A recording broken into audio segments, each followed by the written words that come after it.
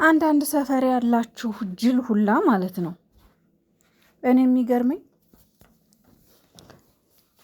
ለነሱ የጻፋችሁትን ለነሱ የተመኛችሁትን ለነሱ ያላችሁትን ለእናንተ ያርግላችሁ የእውነት። ምክንያቱም የሰው ልጅ ያው መቼም በሰፈረው ቁና ነውና እናንተ ለነሱ ሞት ተመኝታችኋል አይደለ? ለራሳችሁ ያርግላችሁ፣ ይቅር ይበላችሁ፣ የእውነት ይቅር ይበላችሁ። በጣም ብልግና ነው አሉ አንዳንድ ሰፈር በጣም አለ አይደል? ቅናት እንደው ትንቅ አድርጎ ሊደፋቸው የደረሱ ማለት ነው። እና አንድ ነገር ልንገራችሁ፣ በውስጥ እየገባችሁ ለሀይሚ የምትጽፉ ሰዎች አርፋችሁ ተቀመጡ፣ ትታመምበት። እሷ አሟታል፣ ተዋት፣ ተረፍበት። ሀይሚና ብሩኬ እንደማንም እንደ የትኛውም ዩቱበር ድራማ አይደለም ህይወታቸው፣ እውነተኛ ህይወት ነው እየኖሩ ያሉት። ፍቅር ደግሞ የሚኖር ህይወት ነው። ስለዚህ እነሱ እየኖሩት ነው። ስለዚህ እየገባችሁ ያልሆነ ቴክስት ምጽፉላት ስለሆነ ሰው ምን አገባት እሷ? እስቲ ንገሩኝ። ሀይሚ ብዙ መከራ ስታይ ሀይሚ የደረሰባትን እኮ ታውቃላችሁ አይደለ? ከአሁን በፊት ዞር ብለን እናስታውስ፣ ብዙ የደረሰባት ነገር አለ። ግን አንድም ሰው ጭጭ ያለ የለም። አንድም ሰው ቦቶ የተናገረ የለም። አንድም ሰው አረ ሀይሚ ምን ሆነሽ ነው? አንድም ሰው እንደኛ ከሀይሚ ጎንነን በቃ ሀይሚ አለንሽ ያለ የለም። እሺ እራሷ ገባችበት፣ እራሷ ተወጣችሁ። እግዚአብሔር መልካም ነው፣ ነገሮችን ያስተካክላል። እግዚአብሔርን ይዛ ነገሮችን አሸንፋለች።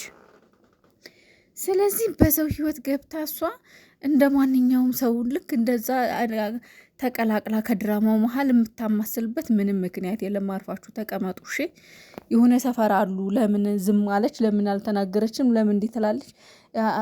እከሌ እንደዚህ ሆኖ እከሌ እሷ የሆነ ነገር ሆና ማን ነው መጥቶ የጠየቃት? እንግዲህ ከካሜራ ጀርባ ያለውን ነገር እነሱ ናቸው የሚያውቁት። ማንም አያውቅም ሌላ።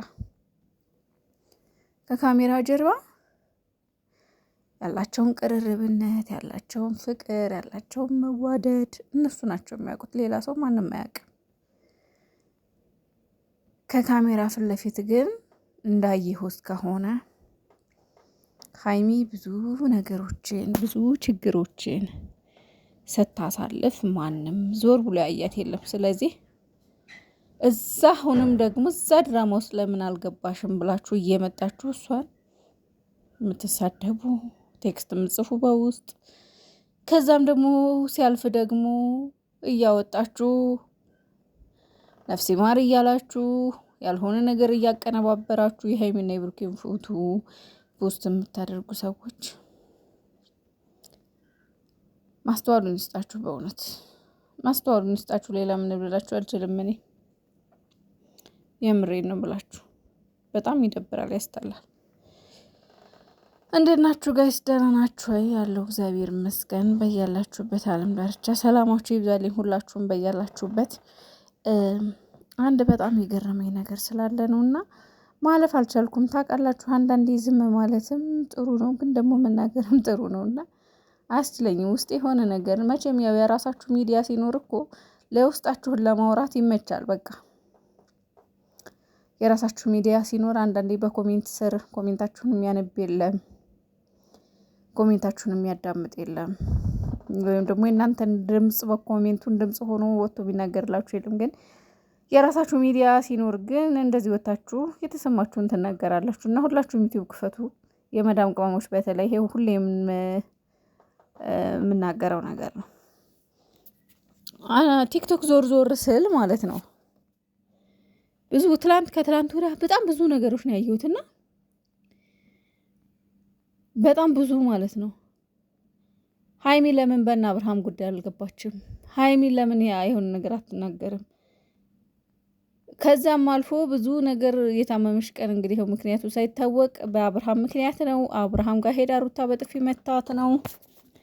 ገለመሌ ስትሉ ነበርና ከዛም አልፎ ደግሞ አንዳንድ ሰዎች የዛ ቤተሰብ ነን የሚሉ ሀይሚና ብሩኬን እያቀነባበሩ ባልሆነ ነገር ነፍሲ ማር እያሉ ፖስት እያደረጉ ከአንድ 2-3 ገጠመኝና እንዴ ለምን እንደዚህ ይደረጋል እንዴ ሰው ልጅ? ሁለተኛ ነገር ደግሞ ሀይሚ ብዙ ነገር አሳልፋለች። አብርሽ ወጥቶ የሆነ ነገር አላለም። ሁለተኛ ነገር ትላንትና ደግሞ አዳምጣችሁ ከሆነ ቪዲዮዋን በደንብ ሰምታችሁታል። ግን አነጋገረው ሀይሚ እኮ በቀኔ ነው። እሺ እየወጣችሁ ሩታ ያስተበተበችበት ሩታ አንገቱ ላይ ይሆን ምድር አምላኪ ማለት ነው። ማንም አላስተበተበበት አብርሽ ላይ እንዴ።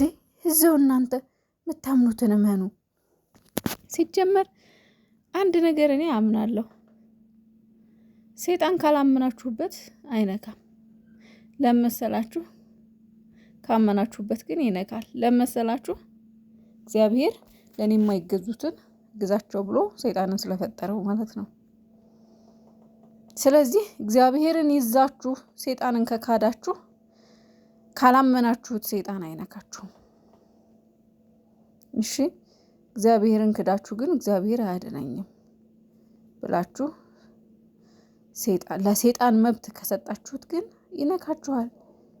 ስለዚህ ሀይሚዬ ትላንት ተናግራለች። እግዚአብሔርን እሺ ሰይጣንን አሸንፋለሁ፣ እግዚአብሔርን የያዘ ሰይጣን አይነካውም መልስ ሰጣችኋለች። እሺ ከዛ ውጪ ሩታ እንዲያርገው ነው። ሩታ ወይ ጉድ! ኧረ እንደው ስንቱን ነው የምንሰማው ጋይስ። እንደው ለማንኛውም እኔ የመጣሁበት ሌላ ጉዳይ ነበረ።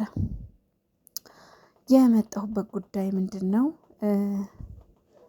ሀይሚ የሆነ ነገር ፖስት አድርጋለች፣ ጥቅስ ነገር እና ሪፖስት ነው ያደረገችው።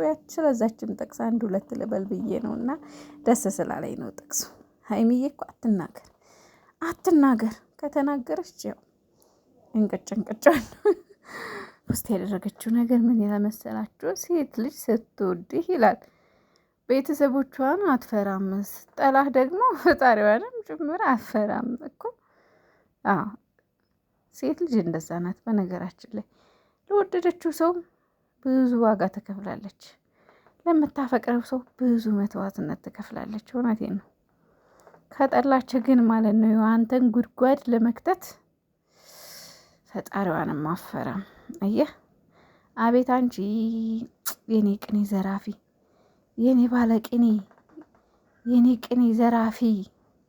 ለማንኛውም ይችን ሪፖስት ያየኋት ቆይታለች እና ያው አዲስ አይደለም ግን ያው ደስ ስላለኝ ነው ይዤ የመጣሁት እና ደግሞ በአንዳንድ ጉዳይም እዛ እንትን ላይ ተናድጄም ስለነበረ ዋናው ፖይንቴ ሀይሚ ብዙ ስትሰቃይ የት ነሽ ወዴት ነሽ ምንድን ነው ያላት የለም፣